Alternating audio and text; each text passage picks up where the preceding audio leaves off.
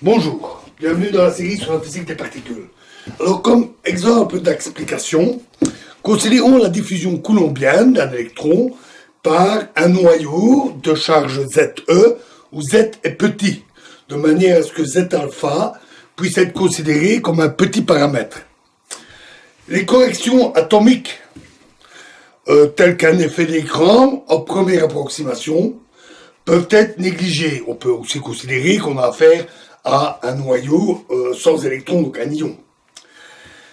En utilisant l'interaction effective, calculons les corrections quantiques jusqu'à l'ordre alpha cube, correction à la section efficace de Mott que nous avions vue, pour des électrons non polarisés. Si grand E et P sont l'énergie et la grandeur du trimoment, du trois moments avec le moment vectoriel de l'électron, et bêta sa vitesse, on a bêta égale P sur E,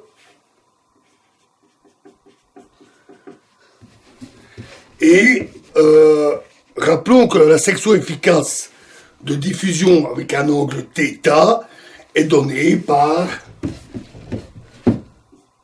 d sigma sur d oméga de Mott est égal à Z carré alpha carré sur 4p carré bêta carré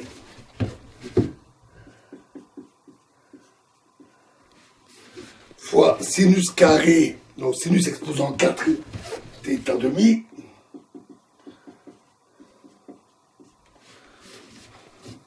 fois 1 moins bêta carré sinus carré θ demi.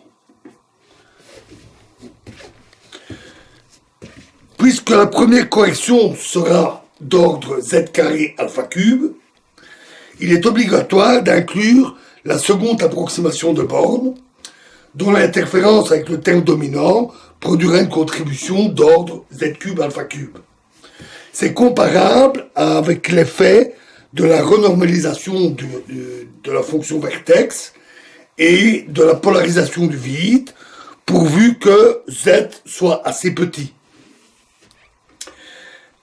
L'intérêt de pousser les calculs si loin est que cela va nous permettre de discuter d'un autre aspect des singularités infrarouges, qui sont ici reliées au caractère à longue portée des forces de Coulomb. Cette dernière induit un décalage de phase infini aux ondes planes qui sont diffusées. Pour empêcher ce phénomène, on peut introduire un facteur d'écran,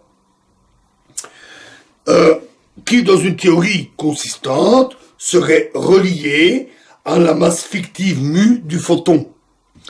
Afin de montrer que ce type de divergence infrarouge est annulé dans la section efficace, on va le distinguer en introduisant une longueur d'effet d'écran qui est indépendante et en étudiant séparément la limite sigma tend vers 0, sigma étant la longueur d'effet d'écran.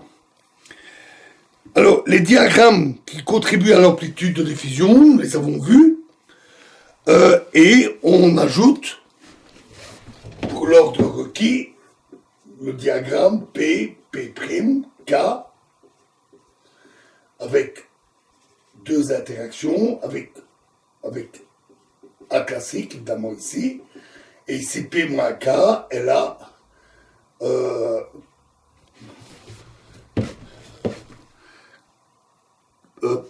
P' moins K.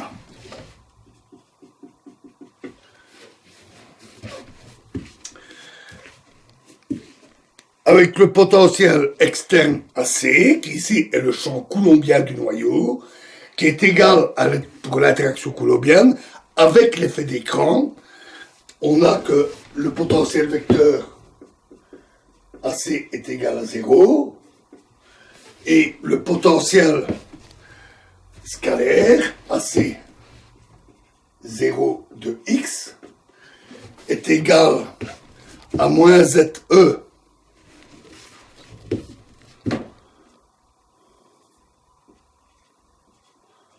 exposant moins sigma R.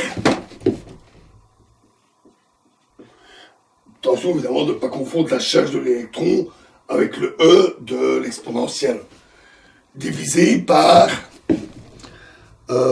4 pi R, qui est égal à ZE fois l'intégrale d cube d4q sur 2 pi cube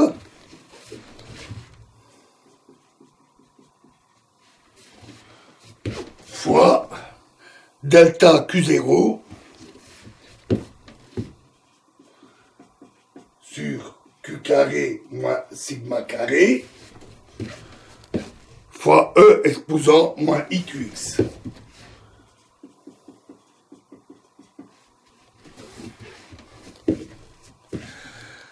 Alors, les 3 premiers diagrammes que nous avions vus donnent S1, 2, 3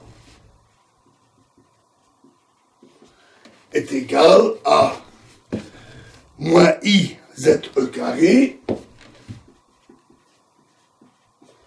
fois 2pi fois delta P0 moins P'0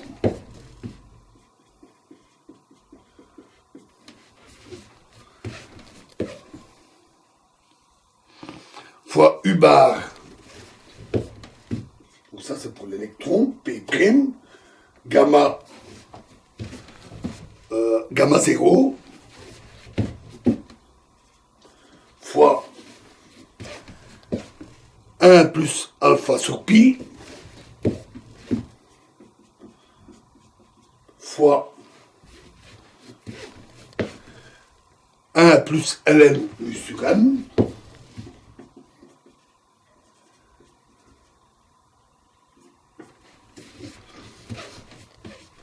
fois 2 phi cotangente hyperbolique 2 phi moins 1 moins 2 fois cotangente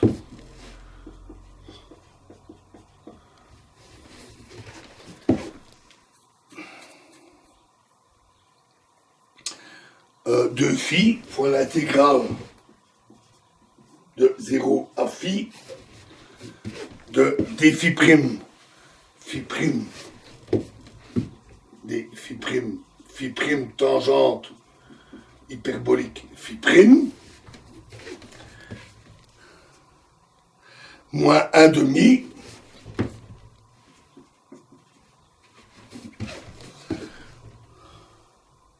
phi tangente hyperbolique phi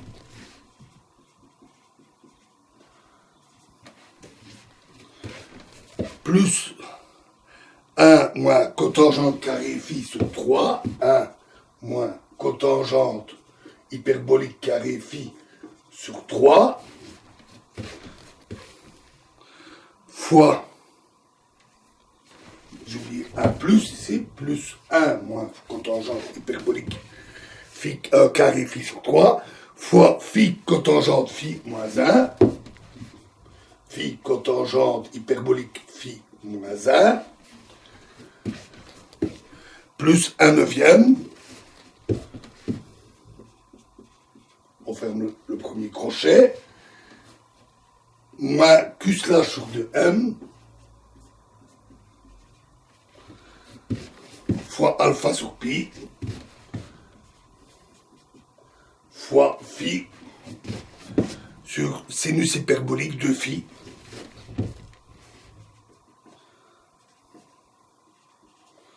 On ferme la collate et on multiplie par UP. Sacrée intégrale, ou sacrée expression plutôt, avec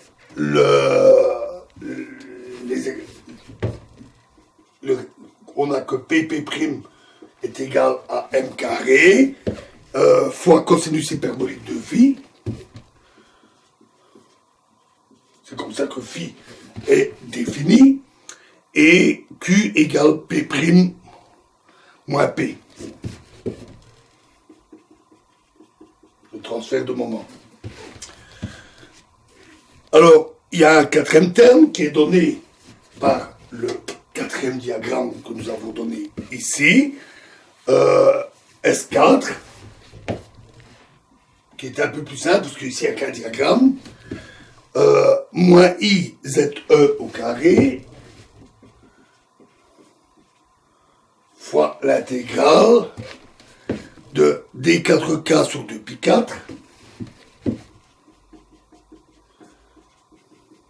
2π exposant 4, fois U bar P', fois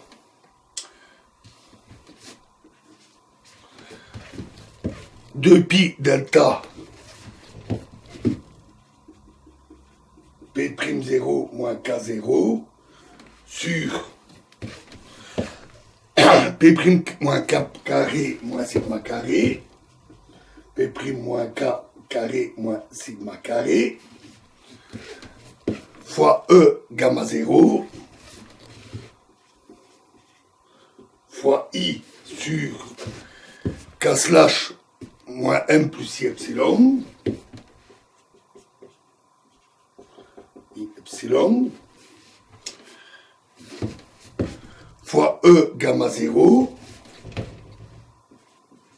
donc ça c'est pour les deux vertex, hein, le E gamma 0,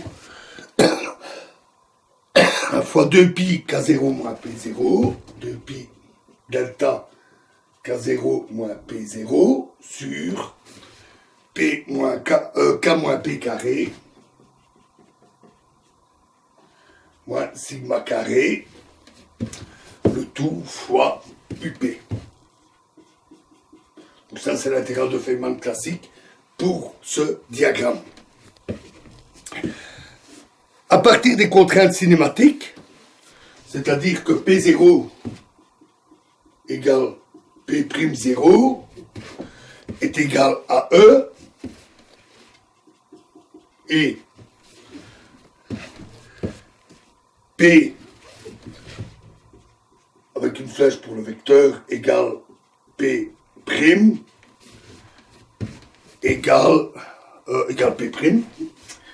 Alors, on peut poser deux intégrales intermédiaires, I1 égale l'intégrale de d cube k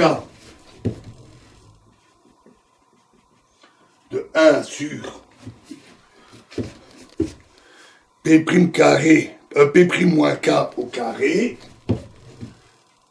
P' avec la flèche ici, ce sont les vecteurs, moins K au carré, plus sigma carré,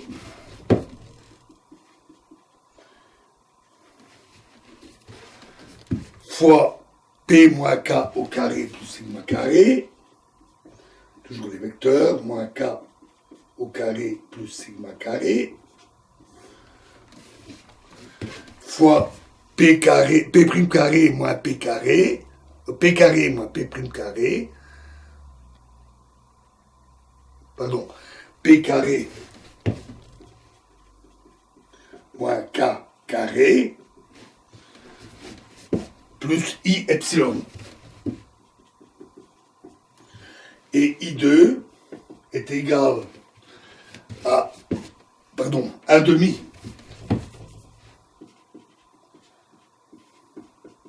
P1, P plus P', pardon, P plus P', I2 égale l'intégrale d cube K fois K sur le même dénominateur, que je ne vais pas réécrire entièrement.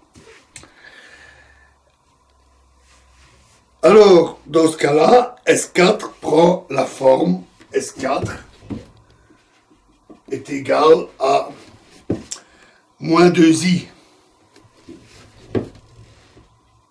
fois z carré alpha carré sur pi, 2pi delta P'0 moins P0 fois U bar P' fois M I1 moins I2, M fois I1 moins I2, plus gamma 0 E I1 plus I2 fois U2 P. Vous pouvez vous amuser à le vérifier, c'est un peu lourd. Alors, nous sommes bien sûr seulement intéressés par la limite sigma petit pour I1 et I2. On va utiliser l'identité dite de Feynman, qui s'écrit 1 sur A plus lambda fois B plus lambda est égal à la dérivée moins la dérivée par rapport à lambda de l'intégrale de 0 à 1 d bêta fois 1 sur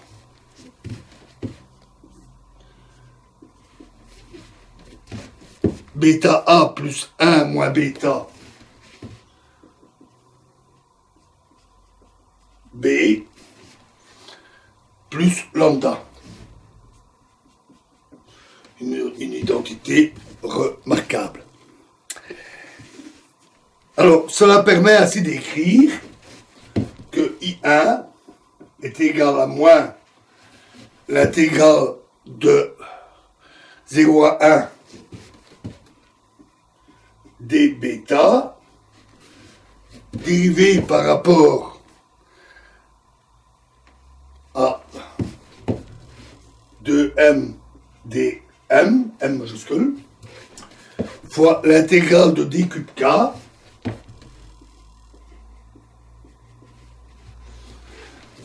fois 1 sur p carré moins k carré plus i epsilon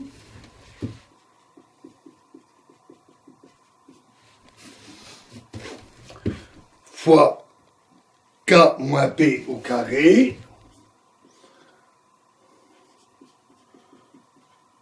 alors je mets une barre ici en dessous parce que c'est un P majuscule donc c'est une autre variable et alors je la distingue parce que le P majuscule on marque sur un tableau on risque de le confondre avec le P minuscule donc je mets une petite barre en dessous k moins p majuscule au carré plus grand M carré.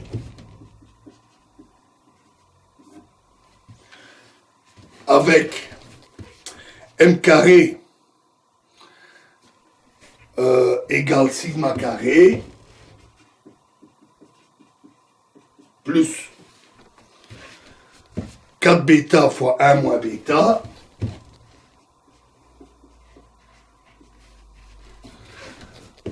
fois P carré sinus carré θ demi P carré sinus carré θ demi et grand P, donc cette nouvelle variable, est égal à bêta P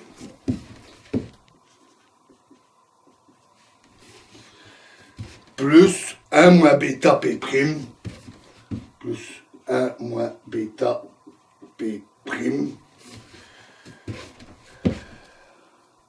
Voilà. Donc, à nouveau, vous pouvez vérifier qu'effectivement, I1 provient de cette forme-là en utilisant l'identité de Feynman. Au nouveau, c'est un peu lourd, hein, mais bon, la relation est assez... le lien est assez direct. Je vérifie ici, je ne risque pas de sortir de l'écran. C'est un petit peu juste. Et de même, je vais faire un petit peu de place.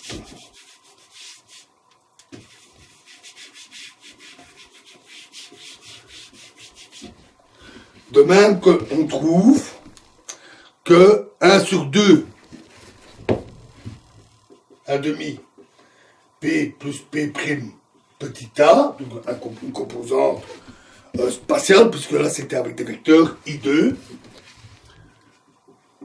Donc hein, ce sont des vecteurs, donc on met un indice sous forme d'une lettre latine pour distinguer les composantes, par un indice grec, égale l'intégrale de 0 à 1 de d bêta fois 2 sur 2 delta, 2 pardon, dérivé sur 2 dérivé par rapport à grand PA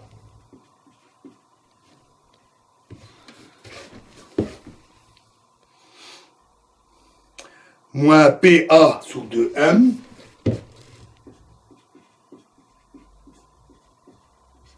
de grand M fois D sur DM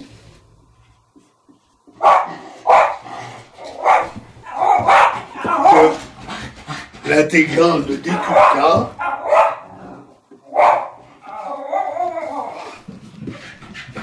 de 1 sur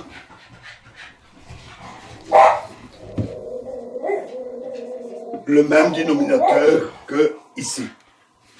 À nouveau, je ne vais pas à nouveau répéter le dénominateur. L'intégrale intermédiaire est facile à résoudre avec le résultat. Donc l'intégrale ici de d cube k de 1 sur ce dénominateur est égale à i pi carré sur p. Donc ceci uniquement est égal à i pi sur i pi carré sur p, grand P, fois ln de p moins p prime plus i epsilon sur p plus p prime plus i epsilon. Excusez-moi, p moins grand P et P plus grand P plus I epsilon. Et ceci en faisant un choix adéquat dans la branche de coupure pour définir le logarithme complexe. Voilà, alors on n'a plus énormément à faire pour arriver au bout de ce calcul un peu lourd et nous verrons la suite dans la prochaine vidéo. Je vous remercie.